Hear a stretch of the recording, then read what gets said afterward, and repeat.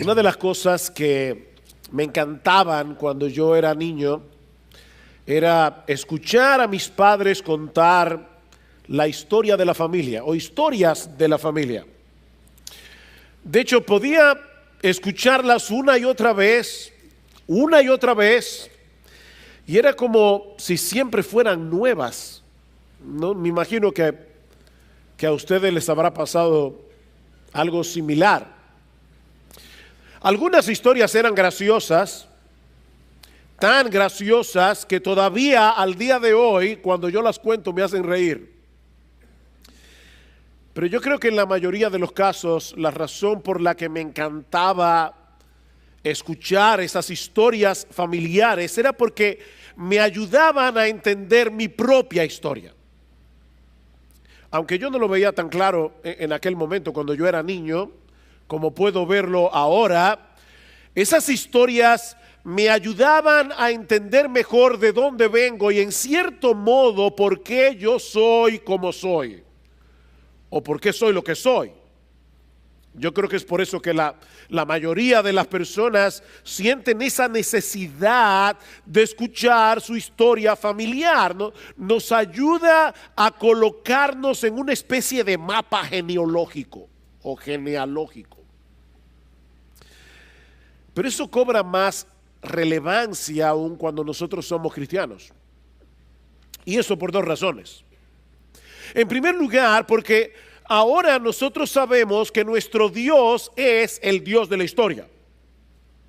Nuestro Dios es el Dios de la historia. De manera que al escuchar nuestra historia familiar, nosotros podemos ver a Dios llevando a cabo sus propósitos redentores, sus propósitos soberanos para traernos al lugar donde estamos en este momento.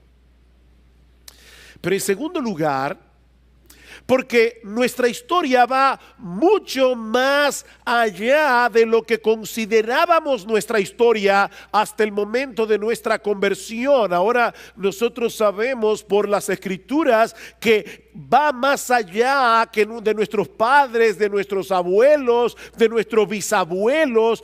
Todos nosotros somos parte de una gran historia de redención que comenzó en el huerto del Edén, cuando Dios prometió un Salvador en el contexto de la caída de nuestros primeros padres.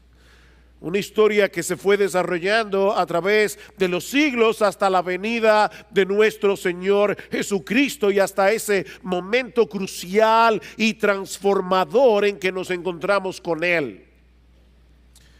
En ese sentido, cuando estudiamos el libro de Ruth, que comenzamos a exponer la semana pasada, todos los cristianos aquí debemos tener en mente que estamos armando el rompecabezas de nuestra propia historia.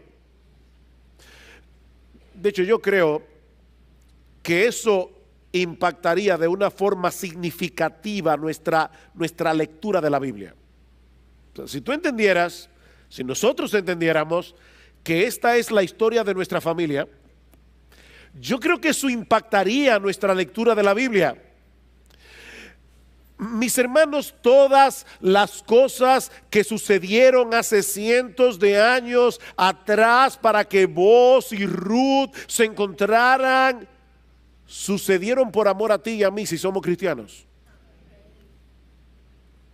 El Dios de la historia estaba llevando a cabo su plan de redención para traer al mundo al Redentor prometido que habría de salvar nuestras almas. Yo quiero convencerte en esta mañana que la historia de Ruth es nuestra historia. La historia de Ruth es nuestra historia. La semana pasada nosotros dejamos a Noemí regresando a Belén con el corazón lleno de amargura por todas las cosas que le habían acontecido en el seno de su familia. Murió su esposo, murieron sus hijos, no dejaron descendencia. Noemí estaba devastada, así que ella llega a Belén con el corazón cargado, con su nuera moabita, y dice a las mujeres de Belén: ya no me llamen Noemí, que significa placentera, llámenme Mara, porque el Dios Todopoderoso me ha amargado la vida. Sin embargo, el libro termina con un rayo de esperanza en el horizonte. El capítulo 1 termina con un rayo de esperanza. Dice al final del versículo 2, y llegaron a Belén al comienzo de la siega de la cebada. Dios había preparado el escenario para dar un paso más en el cumplimiento de la promesa que le había dado a Abraham de que en su descendencia serían benditas todas las familias de la tierra. Ahora, antes de pasar a considerar el contenido del capítulo 2 del libro de Ruth, que nuestro hermano Leopoldo acaba de leer, es necesario conocer al menos dos aspectos de la ley mosaica que se encuentran en el trasfondo de esta historia. Si no entendemos esta ley, se nos va a hacer difícil entender qué es lo que está pasando aquí. Por un lado, Dios había establecido en la ley de Moisés que si un hombre moría sin hijos, como fue el caso de Malón, el esposo de Ruth, la viuda no debía dejar la familia, sino que el hermano del difunto debía casarse con ella para dejarle descendencia a su hermano fallecido. O sea, el hijo que viniera de esta nueva unión entre la viuda y su cuñado, por eso se llama la ley del levirato, porque la palabra levir en latín significa cuñado. La viuda tenía que casarse con su cuñado para dejarle descendencia al hermano fallecido. O sea, el hijo de esta unión era heredero del hermano que falleció, no del que se casó con la viuda. Eso es la ley del levirato. Pero por otra parte, también la ley estipulaba que si una persona empobrecía y tenía que arrendar su tierra, un pariente cercano podía redimir la tierra, es decir, podía comprarla de nuevo para conservarla en la familia. En otro mensaje más adelante vamos a ver las implicaciones de esta ley del Redentor con más detalles. Pero por el momento solo quiero señalar que Dios había hecho provisión en la ley para que las propiedades permanecieran dentro del clan familiar a través de un redentor. Cuando Noemí decide regresar a Belén, la razón de su amargura es que ella no tiene más hijos que pudieran casarse con sus nueras para salvar la extinción de la familia de Elimelech. Eso es lo que la tiene llena de amargura. No tengo más hijos. Pero por el otro lado, Noemí no contempla a la vista ningún pariente redentor que pueda recobrar las propiedades de la familia. Así dejamos a Noemí en el capítulo 1. Pero ahora nos vamos a enterar que Noemí está equivocada, como suele suceder con todas las personas que están llenas de amargura. Noemí está equivocada. Justo al inicio de la siega de la cebada, habría de ocurrir un encuentro providencial que no solo iba a cambiar radicalmente la vida de Ruth y de Noemí, sino que iba a cambiar la historia del mundo. Un encuentro providencial. Capítulo 2, versículo 1.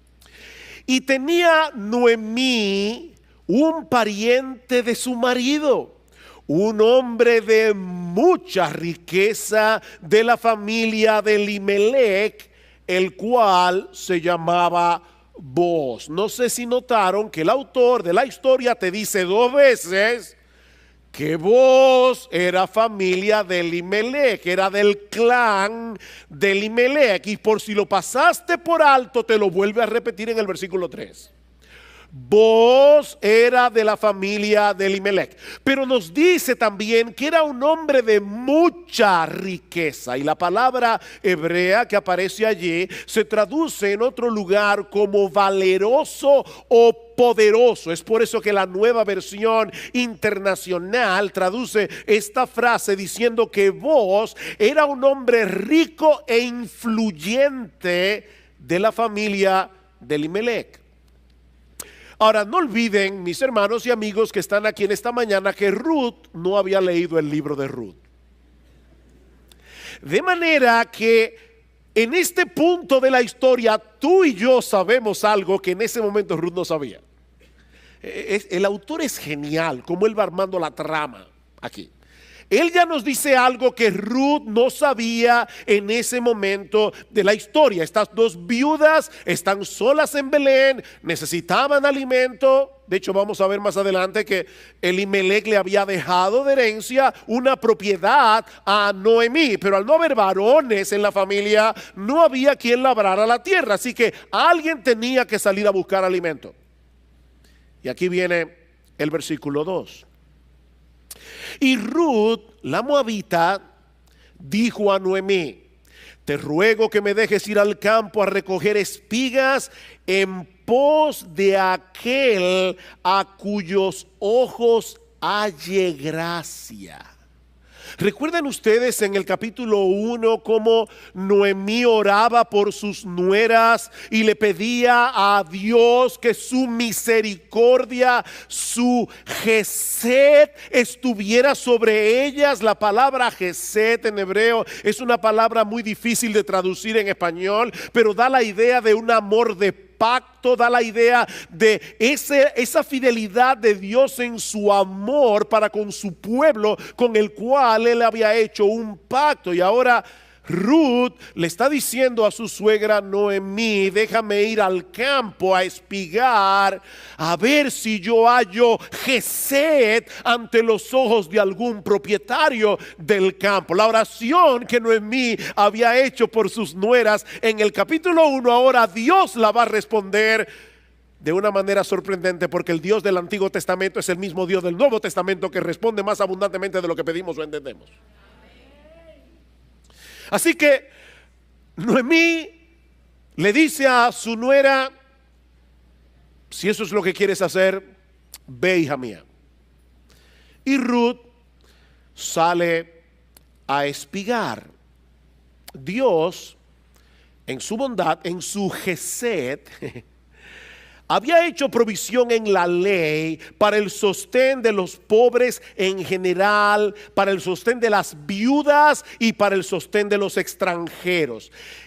Y es importante entender, mis amados hermanos, que esa era una de las maneras a través de las cuales Israel como nación iba a cumplir el propósito de su existencia. Dios había colocado a Israel en la tierra de Canaán porque era un paso obligado entre el norte y el sur, para que todo el que pasara por la tierra de Israel, a través de la bondad del pueblo, pudiera ver la bondad de Dios. Era una forma evangelística, era la manera como Dios quería dar a conocer su nombre en todas las naciones. Dice en Levítico capítulo 19: cuando ciegues la mies de tu tierra, no segarás hasta los últimos rincones de tu campo, ni espigarás el sobrante de tu mies. Es decir, los segadores pasan, hay espigas que se van a caer en el piso, no ordenes a tus segadores que pasen de nuevo.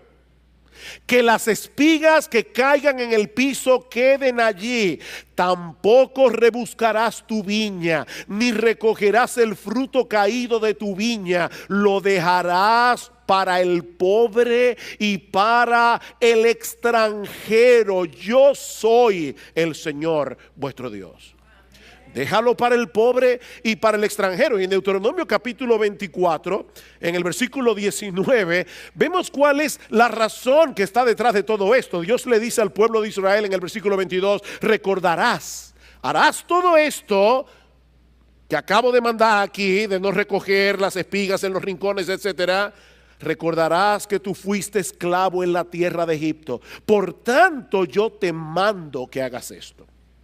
En otras palabras, así como Dios fue generoso con ellos, librándolos de la opresión de Faraón, ahora ellos debían mostrar la misma generosidad con los pobres, las viudas y los extranjeros, que eran los más vulnerables a ser oprimidos.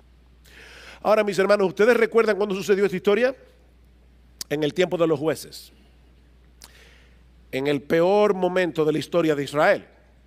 Y lamentablemente durante el tiempo de los jueces, estas leyes de protección no siempre eran tomadas en cuenta, como nosotros vemos en la horripilante historia del levita que llega con su concubina a la ciudad de Gabá. ¿Recuerdan en el capítulo 19 del libro de Jueces? De manera que Ruth estaba corriendo un riesgo al salir a espigar a los campos de Belén, sobre todo tomando en cuenta que ella era una moabita extranjera.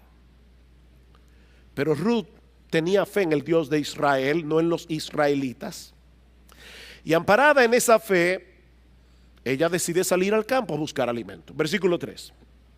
Partió pues y fue y espigó en el campo en pos de los segadores. Los campos no tenían letreros.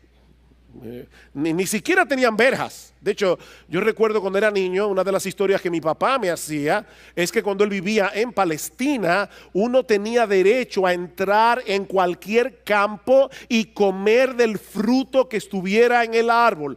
Tú no podías llevarte el fruto fuera del campo, pero todo lo que tú pudieras comer adentro no había problemas. Era una forma de calmar el hambre de las personas. Los campos no tenían verja, los campos no tenían letrero. Así que Ruth sale a espigar, versículo 3 en el medio, y aconteció, y la palabra hebrea aquí es también difícil de traducir, porque lo que el texto dice es algo como esto: y de manera casualmente casual, la parte del campo a donde ella llegó le pertenecía a Booz, que era de la familia de Elimelech. Ahora, por supuesto, mis hermanos, el autor de Ruth no cree en la casualidad. Más bien, él nos está permitiendo ver la misma historia desde dos ángulos distintos. Ustedes han visto esas películas donde se parte la pantalla en dos y tú estás viendo dos escenas al mismo tiempo. Bueno, ese es el recurso literario que el autor está usando aquí. Él quiere que nosotros veamos que cuando Ruth salió a espigar, ella no sabía qué porción del campo le pertenecía a quién. Fue de una manera casualmente casual que ella vino a parar a ese campo. Pero Dios, que nos ama a ti y a mí, y quería proveer un redentor, Dios estaba moviendo las cosas para que los pasos de Ruth se dirigieran hacia allá y no hacia ningún otro lugar. Y noten cómo comienza el versículo 4. Y he aquí, y otra vez en hebreo, esto es una expresión de sorpresa. Eso es una exclamación. Ruth sale a buscar alimento y casualmente casual llega al campo que le pertenece a Booz. Oh, sorpresa, y he aquí que en ese mismo día, a esa misma hora, en ese mismo momento, a Booz se le ocurrió ir a supervisar la parte del campo donde estaba espigando Ruth. ¿Cuántas casualidades? Dice, Booz llega allí y dice a los segadores: el Señor sea con vosotros. Era un hombre piadoso. No era solamente un hombre rico e influyente. Booz tenía una buena relación con sus empleados. Había una relación de afecto mutuo. Este hombre no tenía ínfulas de grandeza por el hecho de ser rico. Llega allí, pide una bendición por los segadores y oigan cómo ellos le responden: que el Señor te bendiga. ¿Qué relación? Él los bendice, ellos también a él. Pero entonces, versículo 5, Booz se fija en Ruth. Entonces Booz dijo a su siervo que estaba a cargo de los segadores: ¿Y de quién es esta joven? ¿de quién es esta joven? Mis hermanos, pensemos por un momento en todo lo que tuvo que pasar para que hubiera este encuentro entre Booz y Ruth y para que luego Booz pusiera sus ojos en ella. Ya nosotros conocemos la forma tan rara, tan extraordinaria en que Ruth vino a parar a Belén. Ya lo vimos la semana pasada. Pero pensemos por un momento en Booz. Porque cuando nosotros hurgamos en la historia de este hombre, nos enteramos que su madre era una ramera de Jericó, que en el momento de la conquista de la ciudad había depositado su fe en el Dios de Israel y había sido asimilada en la comunidad del pacto. Allí Rahab la ramera se casa con uno de los jefes principales de la tribu de Judá, llamado Salmón. Las dos tienen un hijo que se llama Booz, el cual nace en Belén. ¿Se dan cuenta, mis hermanos, a Dios moviendo todos estos hilos de la historia? Estas dos vidas se fueron desarrollando separadas la una de la otra hasta ese día en que Ruth fue a espigar al campo de Booz, que por cierto, a pesar de ser todavía un hombre maduro, todavía está disponible. O sea, fíjense, aquí estamos hablando de que no sabemos si Booz se había quedado sin casar, no sabemos si era que había enviudado, pero el hombre estaba disponible. Así que Ruth, casual, llega al campo de Booz. Booz, de una manera casual, llega al campo en el momento en que Ruth estaba espigando, y por alguna razón que el autor no señala, los ojos de Booz se fijan en Ruth.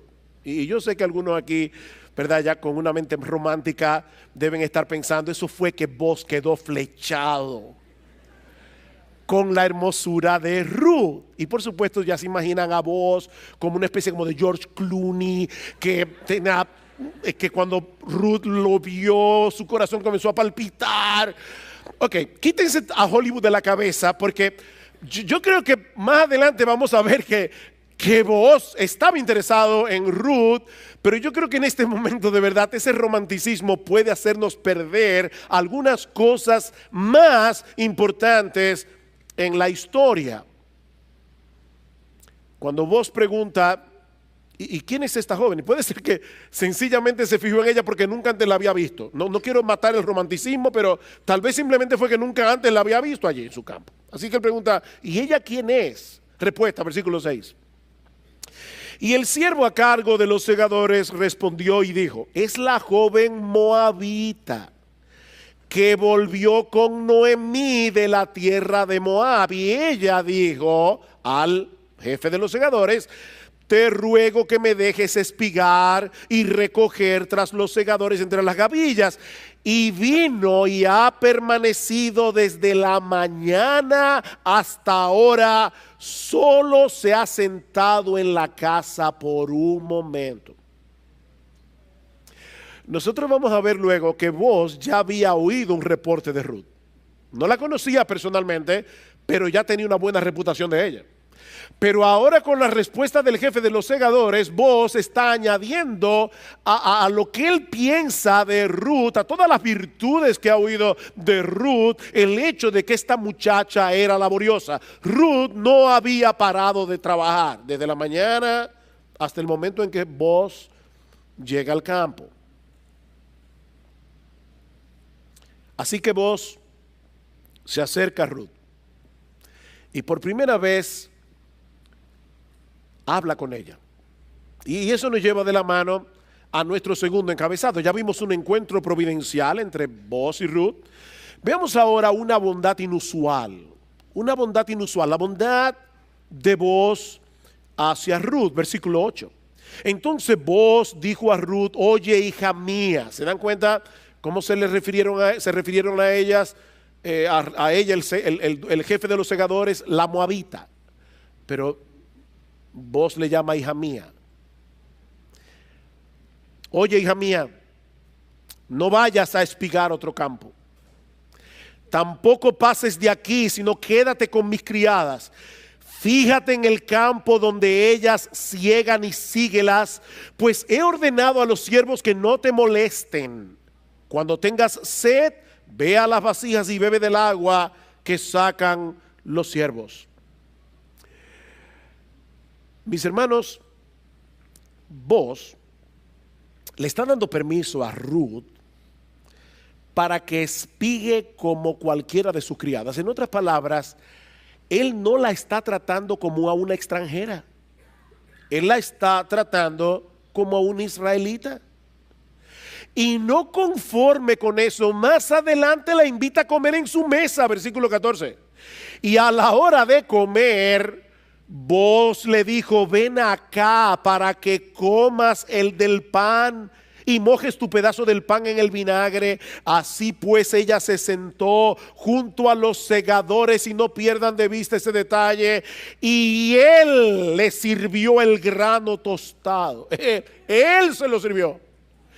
Y ella comió hasta saciarse y aún le sobró. O sea, vos le sirvió un plato a Ruth. Le sobró. Ella se fue de allí con un doggy bag. Lo vamos a ver más adelante. Dice, y cuando ella se levantó para espigar, vos ordenó a su siervo diciendo, dejadle espigar aún entre las gavillas, no la avergoncéis. También sacaréis a propósito para ella un poco de grano de los manós y lo dejaréis para que ella lo recoja y no la reprendáis. Y ella espigó en el campo hasta el anochecer y desgranó lo que había espigado, y fue como una efa de cebada, es decir, casi 40 libras de cebada en un día.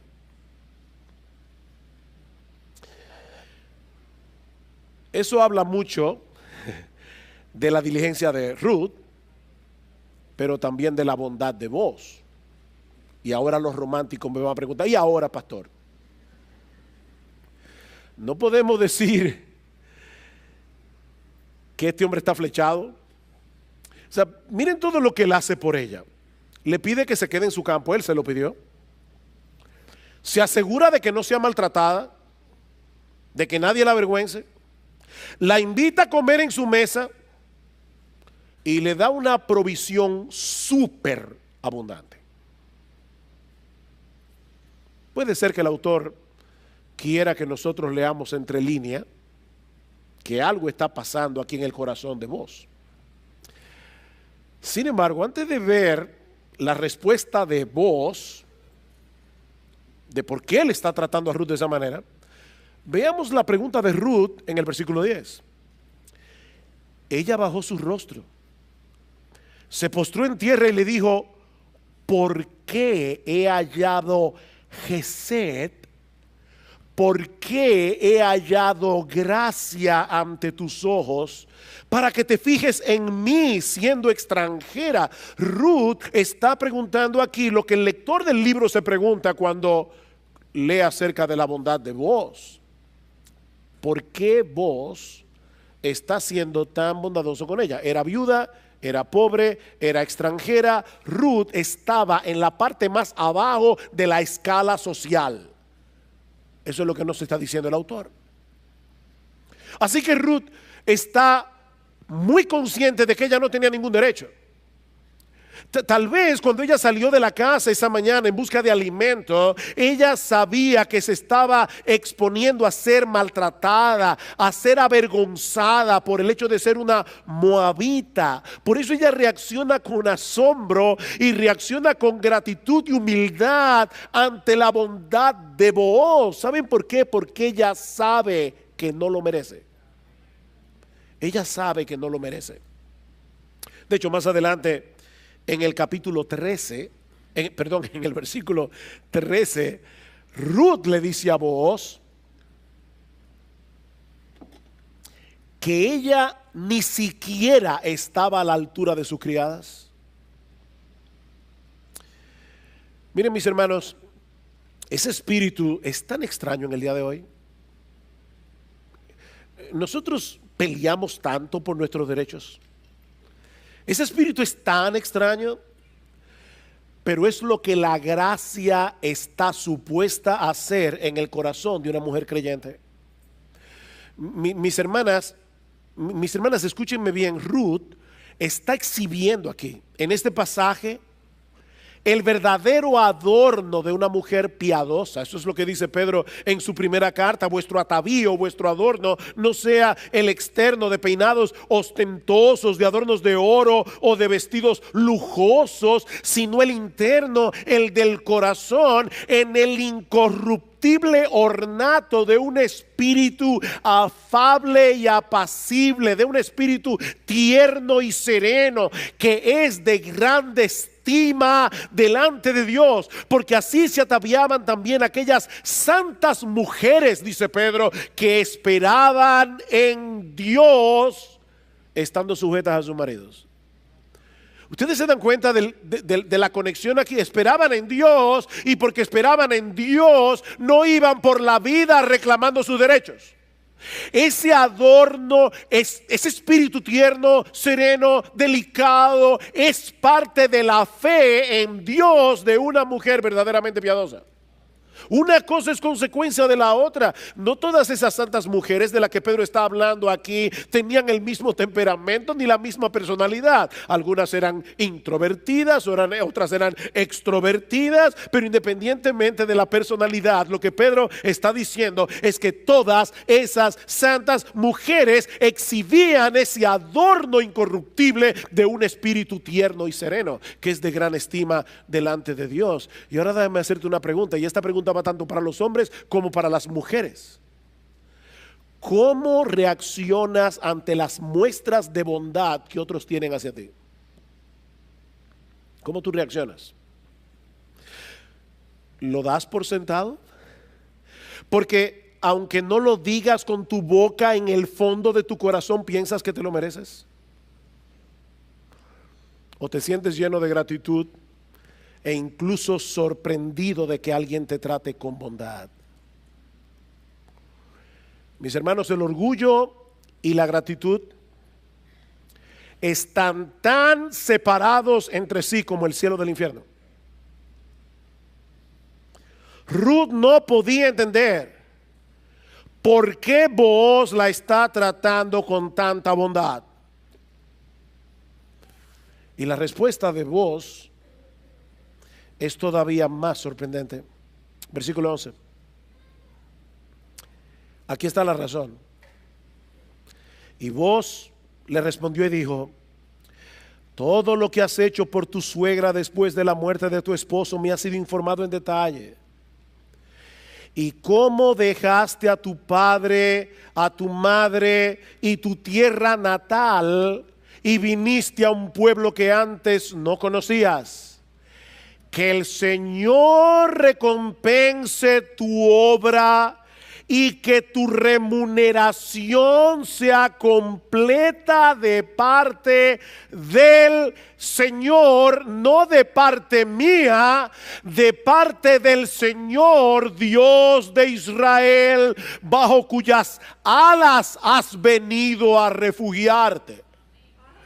De alguna forma había llegado a oídos de Booz lo que Ruth había hecho por su suegra Noemí y cómo ella había decidido cortar radicalmente con su pasado religioso para venir a refugiarse bajo las alas del Dios de Israel. De manera, mis hermanos, y aquí está la clave, Booz se veía a sí mismo como un instrumento del Dios que es fiel a su pacto para con una moabita que había venido a refugiarse bajo la sombra de sus alas.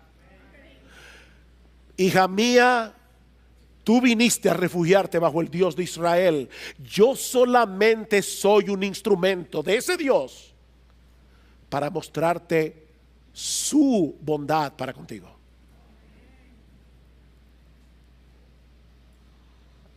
Su bondad no era más que un reflejo de la bondad de Dios. Y es por eso que Booz le pide a Dios que la recompense por lo que ella había hecho. ¿Quiere esto decir que Ruth se había ganado el favor de Dios por la buena obra que había hecho con su suegra? ¿Por qué se habla aquí de remuneración, de recompensa? ¿Estaba Dios en deuda con Ruth por el bien que ella le había hecho a su suegra Noemí? Por supuesto que no. Como bien señala John Piper, la imagen que se nos presenta aquí no es la de una empleada que a final de mes recibe el pago que se ha ganado por su trabajo, sino la de un aguilucho amenazado que llega a encontrar refugio bajo las alas del águila. El punto no es que Ruth se ha ganado el favor de Dios, sino que Dios ha prometido bendecir a todos los que se refugian en Él, y Él es fiel a su propio nombre.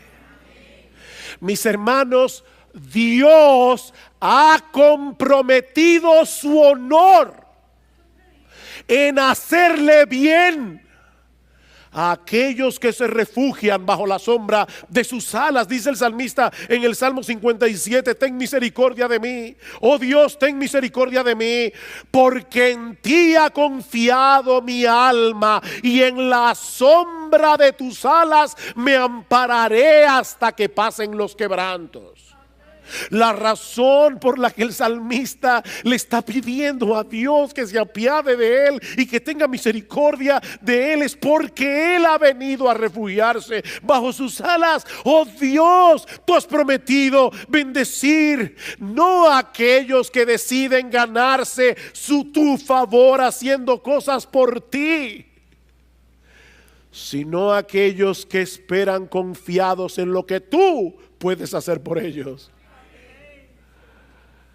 Oh Dios, por la gloria de tu nombre, ten misericordia de mí. Por eso dice el salmista en el Salmo 147 que el Señor no se complace en la fuerza del caballo ni en la agilidad del hombre. ¿Saben en quién Dios se complace? En aquellos que esperan en su misericordia. Dios ha comprometido su honor, Dios ha comprometido su nombre en bendecir a aquellos que han venido a refugiarse bajo la sombra de sus alas, y Dios va a cumplir lo que Él ha prometido, porque Él es un Dios fiel.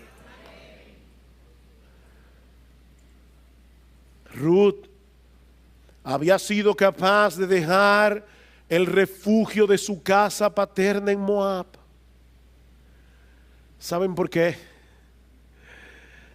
Porque había encontrado bajo las alas de Dios un refugio infinitamente mejor. Dime tú, mi amigo, ¿en qué tú te estás refugiando que te está impidiendo venir bajo las sombras de esa gran águila? Y vos simplemente se veía a sí mismo no como el gran benefactor. Él se veía a sí mismo como el instrumento usado por Dios para mostrarle a Ruth lo que hace el Dios de Israel con aquellos que se refugian en Él. Pero la bondad de Booz no solamente impactó a Ruth, y eso nos lleva a nuestro tercer y último encabezado: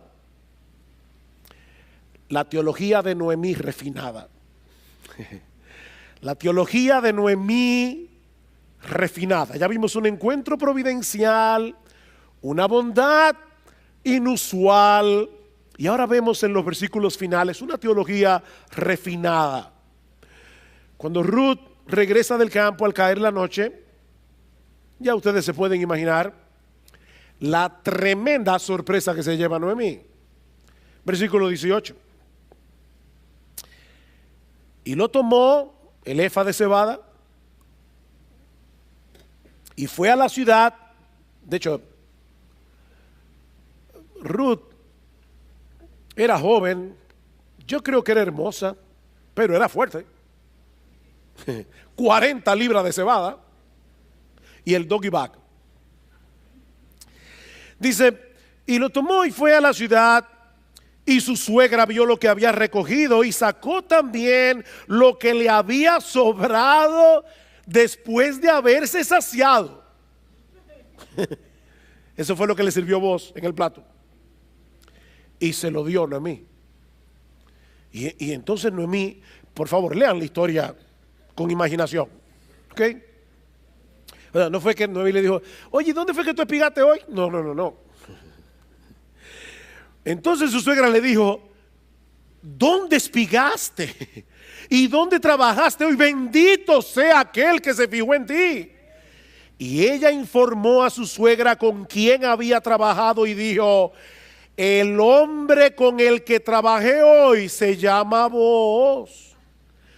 Y Noemí dijo a su nuera, sea él bendito del Señor.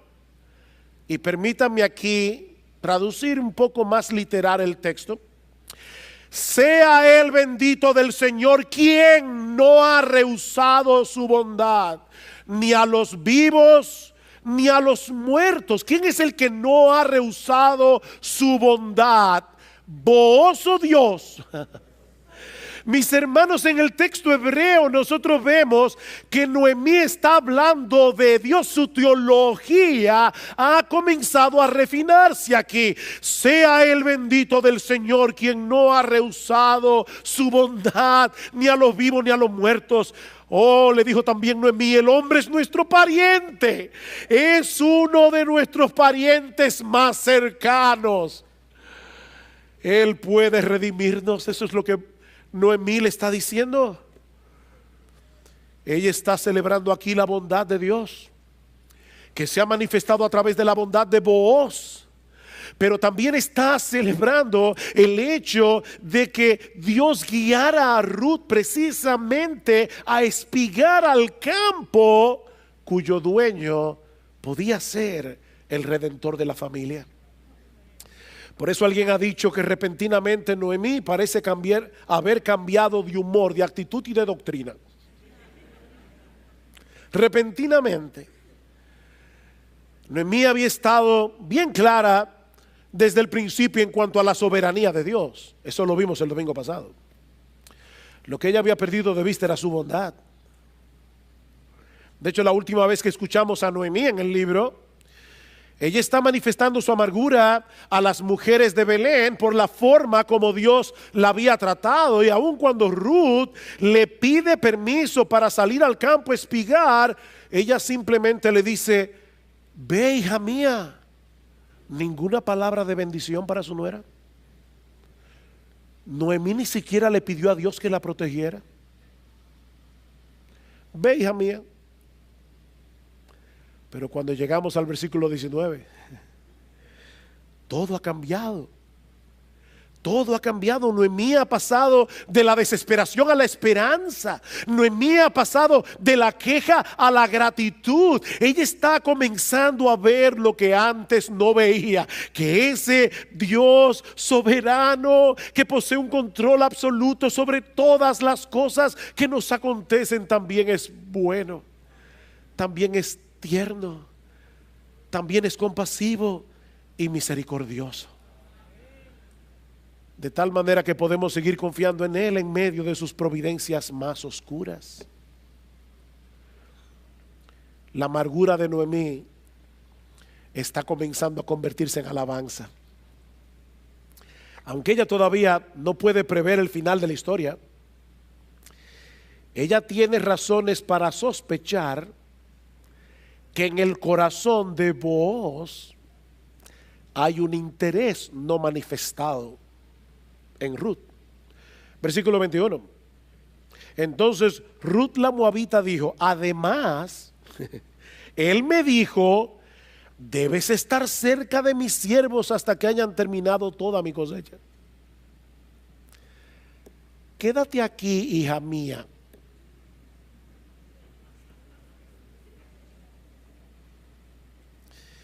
Y Noemí le dice, sigue su consejo. Versículo 22.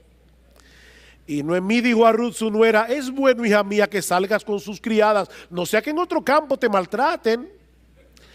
Y ella se quedó cerca de las criadas de Booz, espigando hasta que se acabó la cosecha de cebada y de trigo, que duraba 3 meses. 3 meses. Yo sospecho que Noemí tenía la esperanza de que en esos meses, yendo todos los días al campo, Booz le dijera algo. Y de hecho, permítanme especular un poco, pero ya me imagino todos los días: ¿y cómo te fue hoy, hija mía? Todos los días. Y Ruth le decía: estaba espigando y esto fue lo que traje. ¿Te encontraste con Booz? ¿Te dijo algo? No. No, él me sigue tratando bien. Pero termina la cosecha de cebada y de trigo y todo sigue igual. De manera que el autor del libro concluye toda esta sección en el capítulo 2 con las palabras finales del versículo 22. Y vivía con su suegra. Vivía con su suegra. Se acabó la siega, nada pasó. Y Ruth sigue en casa de su suegra, Noemí.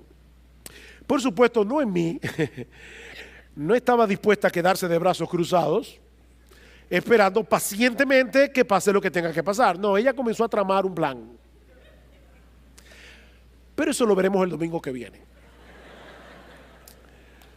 Por ahora, solo quiero dejar 2 cosas en vuestras mentes antes de concluir.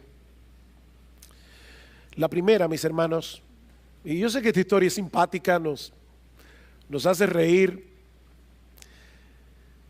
pero aquí hay algo muy importante teológicamente.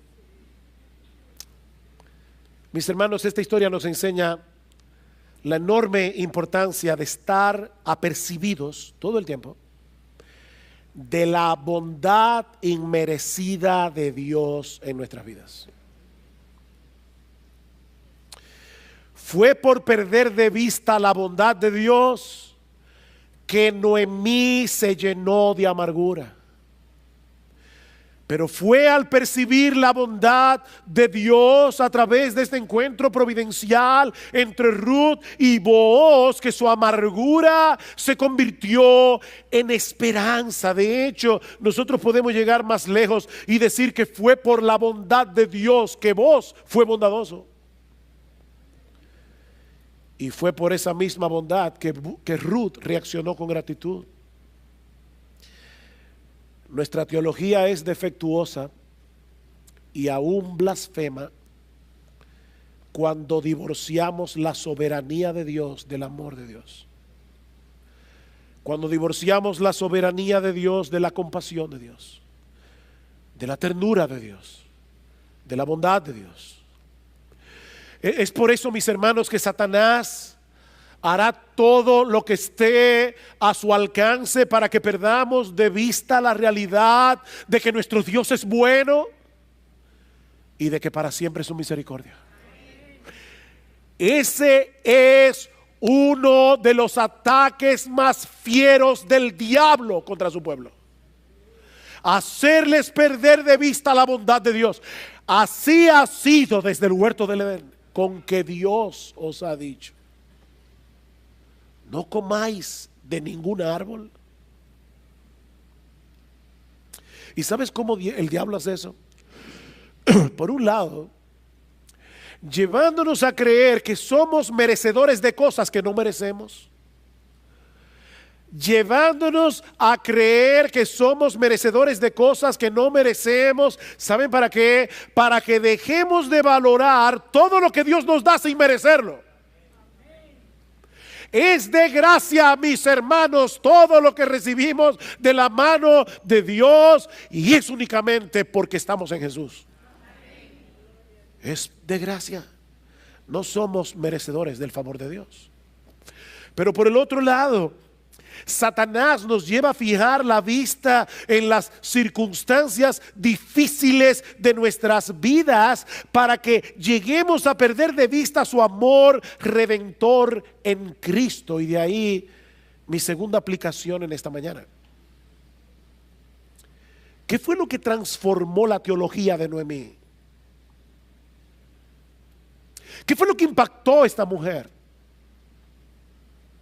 Ver la bondad de Dios a través de la provisión de un redentor bondadoso. A través de la provisión de un redentor bondadoso. ¿Y saben qué, mis hermanos? Nosotros tenemos en Cristo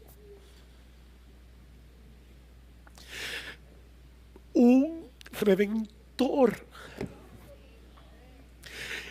infinitamente mejor que el que Dios le proveyó a Ruth y a Noemí. Si vos fue el instrumento que Dios usó para bendecir a esta moabita y a su suegra.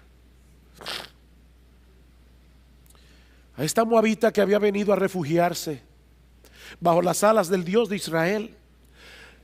Pero al final de cuentas esa bendición fue temporal. Esa bendición fue temporal.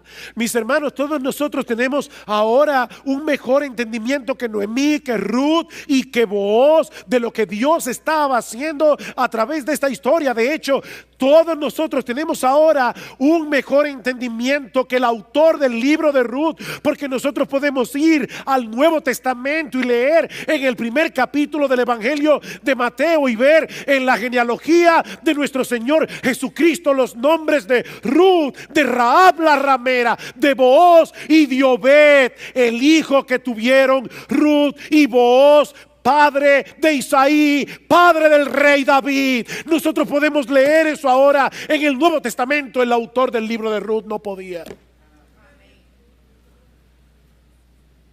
Oh, Dios estaba proveyendo un redentor que no solo nos iba a librar de la miseria eterna, sino que iba a restaurar, gradualmente en nosotros la imagen de Dios que se había perdido por causa del pecado. Y ahora nosotros podemos ver las aflicciones oscuras con otros ojos. Ahora podemos ver la bondad de Dios a través de las nubes oscuras, porque ahora nosotros sabemos que a los que aman a Dios todas las cosas les ayudan a bien. Esto es, a los que conforme a su propósito son llamados, porque a los que antes conoció también los predestinó para que fuesen hechos conformes a la imagen de su Hijo. Esa es la bondad de Dios. Esa es la bondad sobreabundante de Dios. El perdón de nuestros pecados, el don de la vida eterna, la relación con Él y el ser gradualmente conformados a la imagen hermosa de nuestro bendito, glorioso, exaltado, precioso Señor y Salvador Jesucristo. Eso es lo que Dios está haciendo contigo. Si tú has venido a refugiarte bajo la sombra de sus alas. Oh, si Noemí cambió su teología y probablemente saltó de gozo cuando vio la provisión de Booz y cuando oyó hablar de ese redentor. Oh, cuánto no deberíamos nosotros saltar de gozo ante el bendito redentor que tenemos en Cristo. Él es nuestro Booz. Y su provisión de gracia es infinitamente mucho más abundante. Mi amigo, si tú estás aquí en esta mañana y nunca has venido a refugiarte por la fe bajo las alas del Todopoderoso, yo te ruego, no te vayas de este lugar sin Cristo, sin esperanza y sin Dios. No te vayas de este lugar así. Arrepiéntete de tus pecados. Arrepiéntete de tus pecados. Confía en ese bendito redentor que Dios ha provisto para que todo aquel que en Él cree no se pierda, mas tenga vida eterna. Yo te lo suplico, mi amigo, no te vayas de aquí sin ese amparo. El que habita al abrigo de Dios morará bajo sombras de amor. Su esperanza y castillo Jehová será, y en sus alas feliz vivirá. Oh, yo quiero habitar al abrigo de Dios. Oh, yo quiero habitar al abrigo de Dios. Él es nuestra roca fuerte. Él es nuestro castillo. Él es nuestro redentor. Oh, mi amigo, por favor, te lo ruego, no te vayas de aquí sin Cristo. No te vayas sin Cristo, porque te vas sin esperanza y sin Dios. Y si mueres, morirás sin esperanza y sin Dios. Y así quedarás por los siglos de los siglos en las llamas del infierno.